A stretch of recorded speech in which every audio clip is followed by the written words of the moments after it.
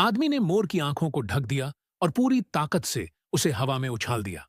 हैरानी की बात यह थी कि मोर ने हवा में एक चक्कर लगाया और सीधे सामने वाले लॉन पर उतर गया। मान्यता है कि मोर सिर्फ वहीं उतरते हैं जहां सोना होता है। यह सुनकर सब ने उत्साह में खुदाई शुरू कर दी, लेकिन घंटों खुदाई करने के बाद भी सोने का एक दाना तक नहीं मिला, क्योंकि ये मोर का आखिरी ठिकाना नहीं था। वो एक जनजाति के पास जाकर धीरे धीरे नीचे उतरा। जहां वो उतरा, उसके पैरों के नीचे सोने का एक पहाड़ था। यह नजारा एक रेंजर ने देखा और उसने फौरन जनजाति में यह खबर भेज दी।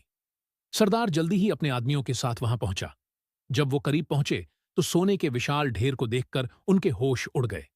एक सैनिक उस पहाड़ की ओर दौड़ा, लेकिन तभी घास से दर्जनों कोबरा सांप बाहर निकल आए।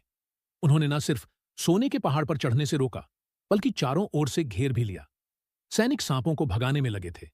तभी एक ताकतवर योद्धा ने सांपों के राजा को शांत मन से पकड़ा, जो सांप उसे काटने की कोशिश कर रहा था।